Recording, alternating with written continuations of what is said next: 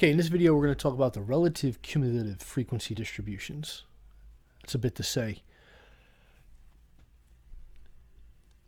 This is a measurement of relative standing. Now, if we wanted to know in the class of, let's say we're talking about the class of 4, and we wanted to know, there was a frequency of 6, and we wanted to know, well, what percentage of the total frequency, or what percentage of those surveyed were in the class of 4. Well, when we did our frequency distribution, our relative frequency distribution, we know that that's 40%. We know that 40% of the folks are in this class. But what if we wanted to know what percentage of people are in the class of 4 or lower? So from the class of 4, from here down, what percentage of folks is that? And that's where the relative cumulative frequency distribution is going to come into play. So the formula for this is similar to the relative frequency distribution, right? So we're going to be looking at the cumulative frequency divided by the total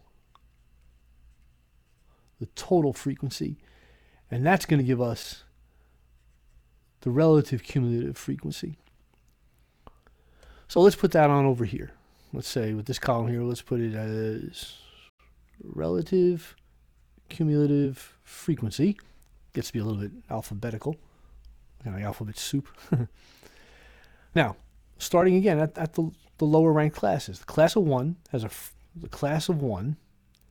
a frequency of 2, a cumulative frequency of 2. So the 2 divided by 15 would give us 0.13 repeated. Coincidentally, that's the same as the relative frequency because that's the lowest ranked class. So that's going to be the same. That should make sense.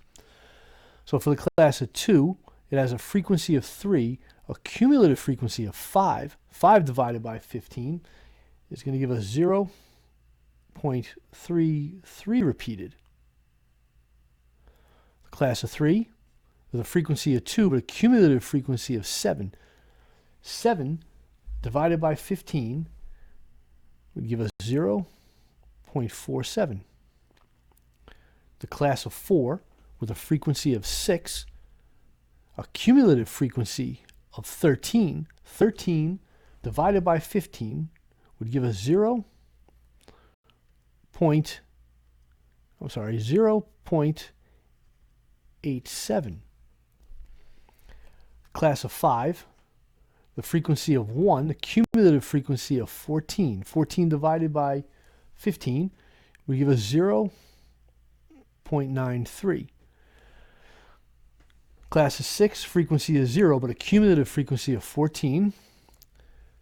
That would also give us 0.93, which is repeated, I should mention. And then for the class of 7 with a frequency of 1 and a cumulative frequency of 15, right, which makes sense because that matches here, that would give us a relative cumulative frequency of 1.00. And again, we didn't add here, and we're not going to add here. We can convert that then into a percentage. So if we decided we wanted to do that, so we can take the relative cumulative frequency and let's turn it into a percent, just for the practice sake. Well, this 1.00, that's 100%. And 6, well, that's going to be a 93%. This would also be 93%. This would be 87%. That's a 9, that's a 7, sorry about that. This is a 47%. This would be 33%. And this would be 13%. Again, we're not totaling anything out here, okay? So let's carry that line over there. We're not totaling anything through here because that really doesn't make much sense. It totals out at the top. So again, when we go back to our initial question, we know that, the class of, let's change the color as I do this so we don't get too confusing. Let's make it green. Haven't used that yet. If we're talking about the class of 4, and we know it has a frequency of 6, and that occupies 40% of this total distribution here. Okay, but what about for the class of 4 and lower? So the class of 4 all the way down through here. Well, that's where this comes in. And we know that's 87%. So 87% of the respondents come from families of 4 children or fewer.